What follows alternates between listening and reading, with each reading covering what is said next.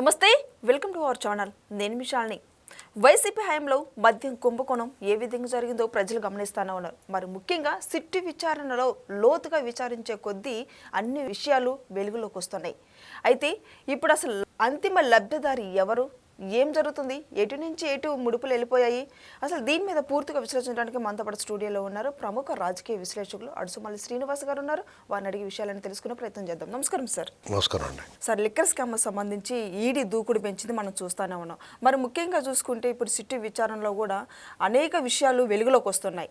అసలు ఏం జరుగుతుందంటే ఏం చెప్తారు సార్? అసలు ఇప్పుడు మనం ఈ మద్యం స్కామ్ విషయంలో సిట్ అధికారులు ముఖ్యంగా విజయవాడ కమిషనర్ రాజశేఖర్ గారిని అభినందించి తీరాలండి. ఎందుకంటే ఎలాంటి ఒత్తిడికి లొంగకుండా ఈ విషయంలో ఆయన మైక్రో లెవెల్కి వెళ్ళి మొత్తం ఆ బొమ్మలు ఆగుతున్నాడు. సాధారణంగా నేరస్తులు ఏం చేస్తారంటే ఒక ఎంట్రీ ప్లాన్ ఉంటుంది వాళ్ళ దగ్గర. అంటే నేరం చేయడానికి ఎలా చేయాలో ప్లాన్ వేసుకుంటారు అంతే. ఈ జగన్మోహన్ రెడ్డి వాళ్ళు ఎంట్రీ ఎగ్జిట్ ప్లాన్ రెండు ఉంటాయి వాళ్ళ దగ్గర. ఆ అనుభవం ఎలా వచ్చిందంటే వాళ్ళకి విజయసాయి రెడ్డితో కలిపి 1,00,000 కోట్లు కొట్టేసినప్పుడు ఎంట్రీ ప్లాన్ ఒకటే ఉంది వాళ్ళకి. ఎగ్జిట్ ప్లాన్ లేక జైల్లో పోయారు. ఇప్పటికే ఉంది అది. ఇప్పటి వరకు మరి వాళ్ళ విచారణ లేదు, అలాగే అయిపోయిందంటే అది వేరే కథ. ఇక్కడికి వచ్చినట్టుగా ఏం చేశారంటే ఈసారి జాతక చేయాలరా బాబుని కూర్చున్నారు. అందరు కూర్చుని శుభ్రంగా ఛాయ్ బిస్కెట్ తీసుకుంటే ఈసారి జాతక చేయాలి, మనం ఎంట్రీ ఎగ్జిట్ రెండు కూడా పర్ఫెక్ట్గా ఉండాలనుకున్నారు.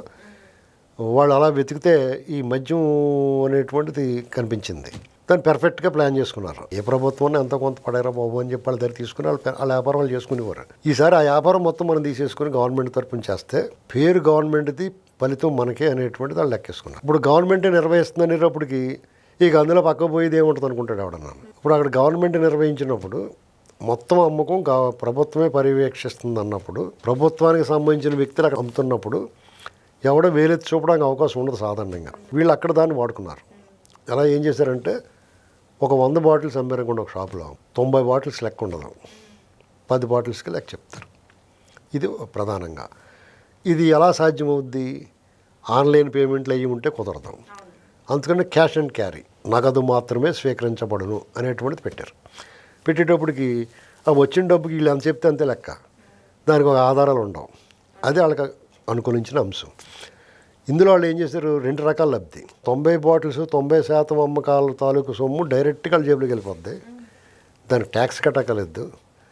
ప్రొడక్షన్ 10 రూపాయలు అయిందనుకోండి, 100 రూపాయల వరకు ఆ 90 రూపాయల లాభం. అందులో ఏ రకమైన పనులు లేకుండా మొత్తం నేరుగా వాళ్ళకి లాభం లబ్ధి పూర్తిగా చేకూరుతుంది. ఇక ప్రభుత్వానికి లెక్క చెప్పాల్సింది 10% దానికి ట్యాక్స్లు ఎక్స్లు కడతారు. దానికి అందులో మళ్ళీ లాభం ఉంటుంది. ప్రభుత్వానికి సప్లై చేసిన దాంట్లో మళ్ళీ లాభం ఉంటుంది. ఇది వాళ్ళది మెగా స్కెచ్. ఇది అసలు భయంకరమైన స్కెచ్, దాన్ని తిరిగిలేని స్కెచ్. అది వాళ్ళకి ఇదంతా కూడా మరి లిక్విడ్ క్యాష్ తీసుకునేటప్పుడు ఏమవుతుందంటే మరి ఇంత అమ్మకాలు, బీభత్సమైన అమ్మకాలు మీకు ప్రతి సంవత్సరం పెరుగుతూనే వస్తాయి. కాబట్టి తరగతి జనాభా పెరుగుతూ ఉంటున్నారు. కాబట్టి అదొక ఇది వరకు మేము చదువుకునేటప్పుడు తాగుడు వ్యవహారం అనేటువంటి సీక్రెట్గా జరగాలి, తాగుబోతుని సమాజం కొంచెం దూరంగా పెట్టేది, వాళ్ళ వంక విచిత్రంగా చూసేది. అది ఒక తప్పుడు పని అనేటువంటి భావన ఉండేది అందరిలో, సమాజంలో. అంటే ఒక 40 ఏళ్ల క్రితం. ఇప్పుడు తాగుడు అనేటువంటి చాలా సర్వసాధారణం. ఛాయ్ బడ్డీకి వెళ్ళి ఛాయ్ తాగడం కన్నా ఎక్కువగా ఉంది ఇప్పుడు. ఎలాంటి చిన్న సెలబ్రేషన్ ఉన్నా, చిన్న విషాదమైన, వినోదమైన, లేకపోతే సంబరమైన ఏదైనా కానీ ఈ మద్యం లేకుండా లేదు. అంటే దాని వినియోగం 100,000 రెట్లు పెరిగిపోయింది ఒక 40 ఏళ్ళకి ఇప్పటికి.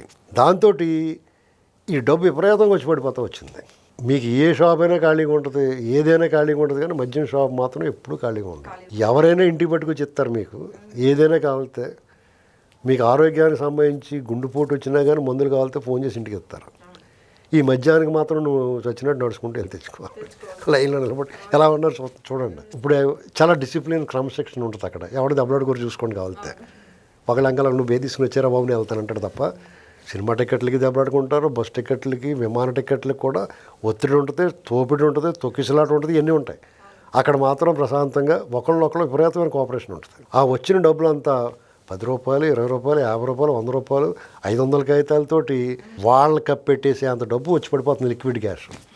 దాన్ని అంతా సార్టింగ్ చేసి కట్టలు కట్టి రబ్బర్ బ్యాండ్లే బస్తాలు రబ్బర్ బ్యాండ్లు వాడారు. ఇవన్నీ పోగొట్టి ఎంత ఎక్కడ దయ్యాలి? ఆన్లైన్ పేమెంటు లేకపోతే ఒక అకౌంట్లో ఉందనుకోండి, టకాలమన్న నెంబర్ కూడా వేస్తే అకౌంట్లో పడి ఉంటుంది. ఇక్కడ అలా కాదు. ఈ డబ్బంతా ఎక్కడో చోట చేర్చాలి, దాన్ని దాయాలి, పంపిణీ చేయాలి, డిస్ట్రిబ్యూట్ చేయాలి, లేదా దాన్ని వైట్ చేయాలి, అంత బ్లాక్ మనీ అని. అది టాస్కే పాపం. ఆ దొంగతనం కూడా వాళ్ళకి టాస్క్ ఉంది, వాళ్ళ చేతిలో అధికారం ఉంది, వాళ్ళు అడిగి వాళ్ళు లేడు కాబట్టి దాన్ని విజయవంతంగా చేసుకుంటూ వచ్చారు. ఒకవేళ మీరు వెళ్ళి సాధారణ దర్యాప్తు చేతలు దొరకరు. ఇదిగో ఇంత అమ్మేమో, ఇదిగో డబ్బులు ఇచ్చేసి ఇంక మాదేమని తప్పు అంటారు. ఈ దర్యాప్తు సంస్థలో పైగా వాళ్ళు ఈ డేటాలు ఇక్కడేమి లేకుండా అక్కడ దుబాయ్లో పెట్టారు దుకాణం, దాంతో ఎవరికి ఏం దొరకవు. కానీ వీళ్ళు దాన్ని శోధించి సాధించి వాళ్ళు తోలు తీసి మొత్తం ఎవడున్నాడో అందరినీ ఇతను లాక్కొస్తున్నారు ఒక్కొక్కడు.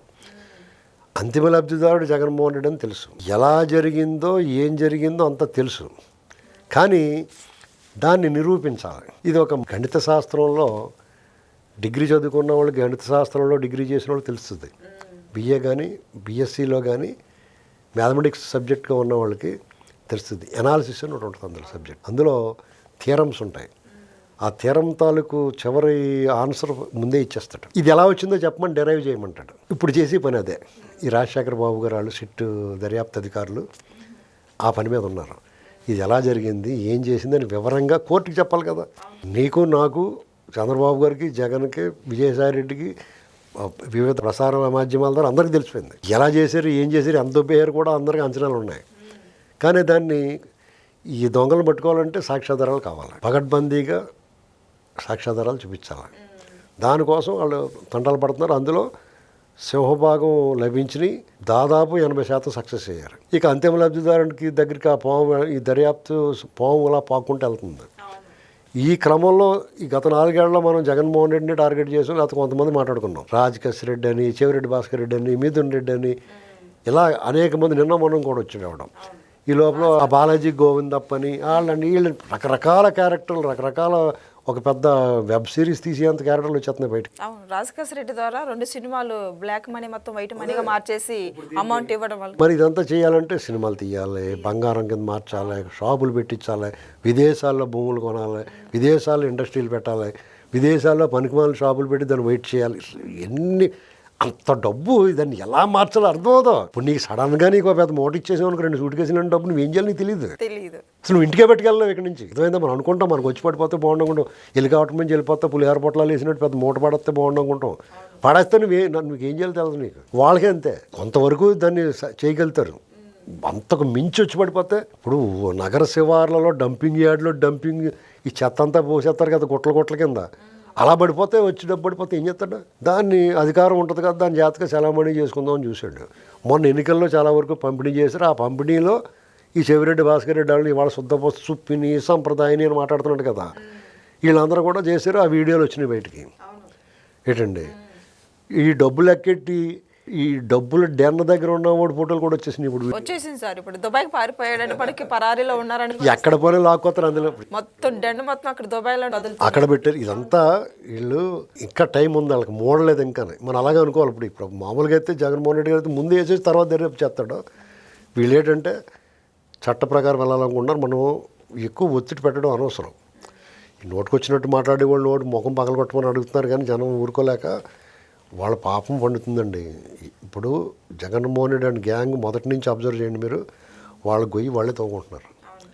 వాళ్ళకి ఎవడు గొయ్యి తవ్వడానికి ట్రై చేయట్లేదు. వాళ్ళ గొయ్యి వాళ్ళు తవ్వుకుని ఆ గోతులోకి వాళ్ళే దిగి, బాగా లోతుగా ఉంటే నుచ్చినేసుకుని దిగి, ఇంకా వేగంగా వెళ్ళాలంటే లిఫ్ట్ కూడా పెట్టించుకుని పాతాళానికి దిగి మట్టి కూడా వాళ్ళే వేసేసుకుంటున్నారు, ఇంకెవడే ఎక్కలేకుండా. మీరు కావాలంటే ప్రతి కేసులోనే చూడండి.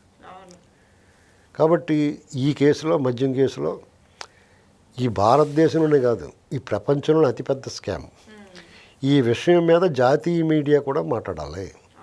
100-150 కోట్లకు ఒక ముఖ్యమంత్రిని అరెస్ట్ చేసిన దర్యాప్తు సంస్థలో ఈడీ కానీ ఎవరైనా సరే ఇతని విషయంలో ఇంకా ఎందుకు రాలేదని ఒక సందేహాలు ఉన్నాయి అందరికీ. ఆ సందేహాలని ఈ దర్యాప్తు సంస్థలు ఆ సందేహాలని పటాపంచలు చేయాలి. ప్రజల్లో విశ్వాసము, నమ్మకం పెంచుకునే ఏర్పాట్లు మీరు చేసుకోవాలి. లేదంటే వ్యవస్థల పట్ల, ప్రభుత్వం పట్ల ప్రజలకు విశ్వాసం కోల్పోతే చాలా ప్రమాదం. ఎందుకంటే ప్రజలను మీరందరూ కూడా ఒక సామాన్యుడు చలిచేమల్లా చూస్తారు, నలిపేయచ్చు అనుకుంటారు. కానీ చలిచేమలు చేత చిక్కిన ఆ సర్పం గురించి ఒక పద్యం కూడా ఉంటుంది. ఇవన్నీ చూసిన తర్వాత ఎప్పుడైనా సరే వాడు మొక్కే కదా అని పీకెత్తే పీక కోస్తానంటాడు చిరంజీవి గారు ఏదో సినిమాలో. అలాగే వీళ్ళు సామాన్యులే కదా అని వీళ్ళు దౌర్జన్యం దుర్మార్గం చేద్దాం అనుకుంటే పీఠాలు కదిలిపోతాయి. దాని ప్రత్యక్ష ఉదాహరణ జగన్మోహన్ రెడ్డి. నిన్న కాకమొన్న చూసాం మనం. కాబట్టి ఈ విషయంలో మనం 2 అంశాలు ప్రధానంగా తీసుకుంటే, ఒకటి ప్రతిరోజు మొగల్ రేకుల సీరియల్ లాగా జగన్మోహన్ రెడ్డి విచిత్రంగా ఎలా చేశారు ఏంటి అనేటువంటిది కథనాలుగా వస్తూ ఉంది, వెబ్ సిరీస్లో వచ్చినట్టుగా. అదొక ఎంటర్టైన్మెంటు. అలాగే ఆశ్చర్యము ఆనందకరము. రెండోది ఏంటంటే దర్యాప్తు బృందం. ఎక్కడా కూడా అందులో జగన్ ప్రేమికులు లేకపోవడం ఒక అదృష్టం. సో ఇదండి లిక్కర్ స్కామ్కు సంబంధించి విస్తుపోయే నిజాలు ఒక్కొక్కటిగా వెలుగులోకి వస్తున్నాయి. అసలు నెక్స్ట్ ఇంకా సిట్టి విచారణ ఏం జరుగుతుందో నెక్స్ట్ వీడియోలో అయితే తెలుసుకుందాం. Thank you sir.